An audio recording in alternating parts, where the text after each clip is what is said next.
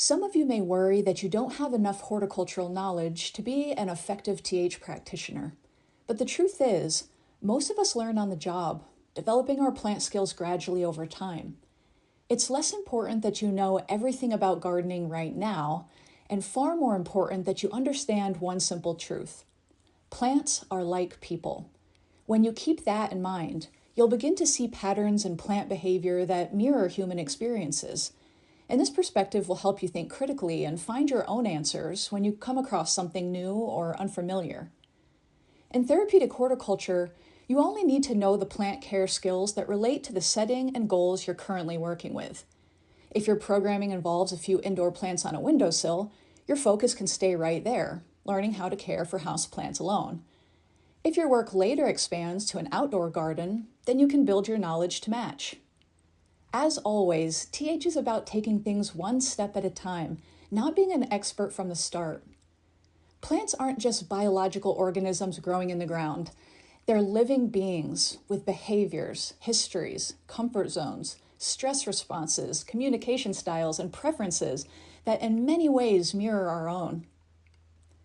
As we move through this lesson, you'll see how naming, family traits, origin stories, habits, and even plant friendships can help us better understand not only how to care for plants, but how to relate to them, and in turn, how they can support the people we work with in TH.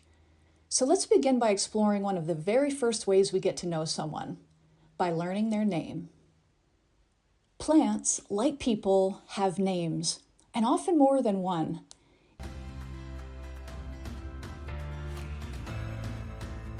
Therapeutic horticulture practitioners work with people who experience a wide range of physical challenges.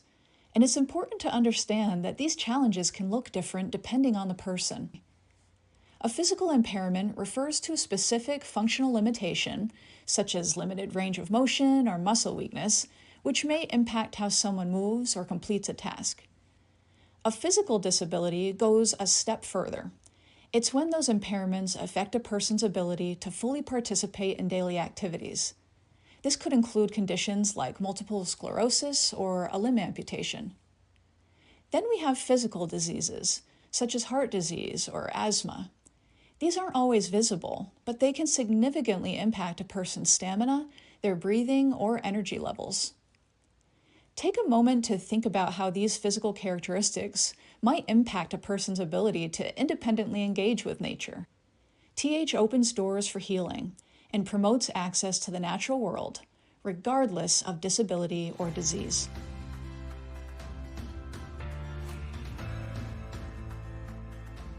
At the core, program managers are educators, or the mind of a TH program, not just for clients, but for the world. They teach site administrators, community stakeholders, policymakers, funders, and participants about the purpose, practice, and power of therapeutic horticulture through the lens of their program. The ability to explain TH to others can be the deciding factor in whether a TH program gets funded in the first place and whether it continues to receive support over time. Therapeutic horticulture program managers wear many hats, but they don't have to wear them all at once, or alone. Whether a practitioner is just starting out or refining an existing program, this work is a journey. Each role can be stepped into gradually, with the support from team members, community partners, and the broader field.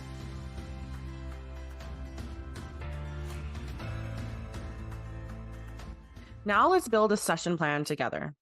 Let's say that participants have requested a tomato-themed session. I love themes, by the way, and I am kind of the theme queen. Here is how I might approach this. For an introduction, I might start the session by asking participants to share their name and what their favorite way to eat and enjoy tomatoes is. For the opening activity, we might play a tomato guessing game with different varieties of tomatoes. For the hands-on activity, we might plant 5 tomato plants in a communal raised planter, demonstrate how to plant and provide supports like a tomato cage for the plant. Or maybe we might do a tomato tasting and taste different tomato varieties with balsamic vinegar and olive oil. For the closing reflective activity, we might have a group discussion on what was your favorite part about today.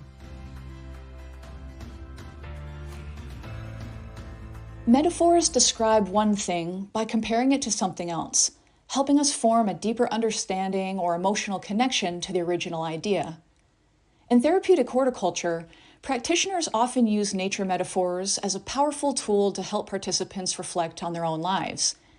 These comparisons can make abstract or complex ideas easier to grasp, and they often offer a gentler, less confrontational way to explore personal experiences or challenging topics. Look anywhere in a garden and you'll find echoes of our inner and shared human experiences. Gardens are living metaphors, constantly reflecting aspects of the human condition.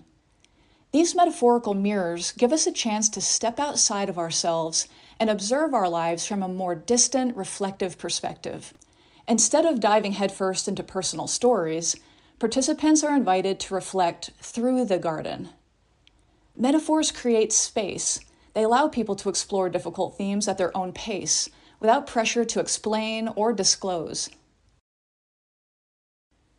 Take, for example, some of the more common nature metaphors that are used regularly in public culture.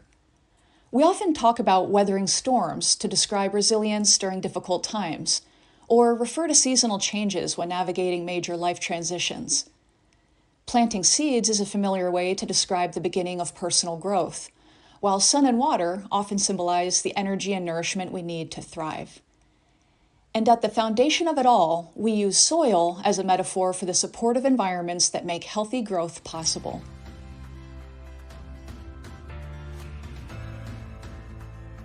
Kneeling and rising aids can make a major difference in helping participants engage in gardening activities.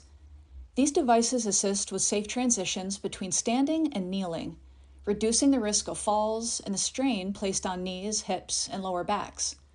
They also support balance, which is especially important for participants who may be hesitant or unsteady, and help build confidence by making movements feel more secure and manageable.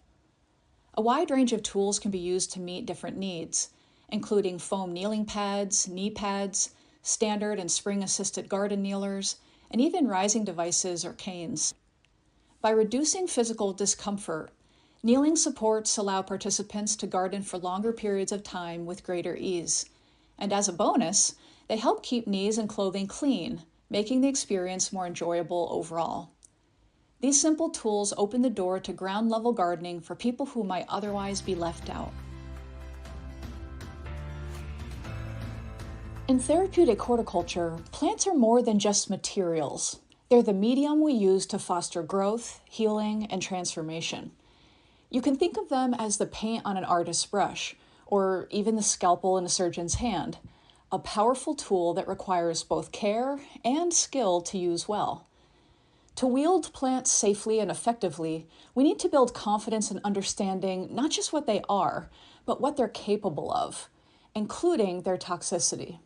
The truth is, many plants contain compounds that could be harmful under certain conditions, but that doesn't mean we should avoid them altogether.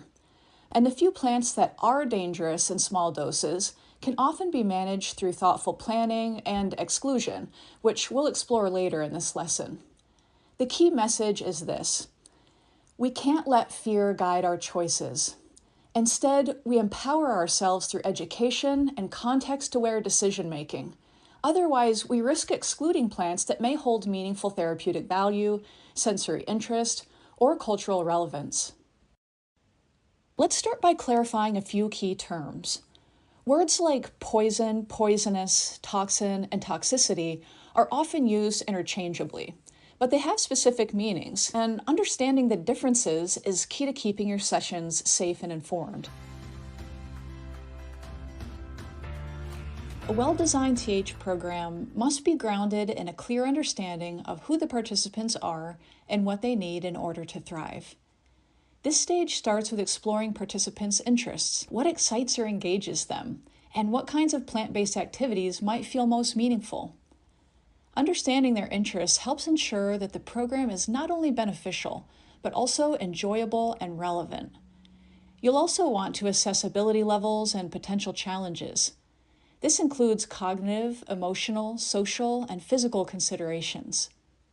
Knowing where participants may need support allows you to design activities that are appropriately paced, inclusive, and supportive. It's also important to identify any environmental needs or modifications that might be necessary. Ask yourself whether participants will require accessible pathways, adaptive tools, sensory supports, or particular accommodations for comfort and safety.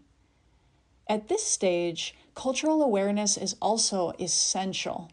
Consider the values, traditions, communication styles, and lived experiences of your participants. We've now explored each step of the program development process, from identifying a relevant need to evaluating outcomes. Each stage builds on the last. Assessments shape your goals inform your schedule and activities, and your facilitation and evaluation methods reflect the values and purpose of your program. There's no one-size-fits-all model. Whether you're working in a clinical, community, or vocational setting, this framework is here to support your unique approach. As you continue on this path, stay curious, stay flexible, and rooted in the needs of those you serve. Staying aligned with the golden rule of program development will empower you to move steadily towards bringing your TH vision to life.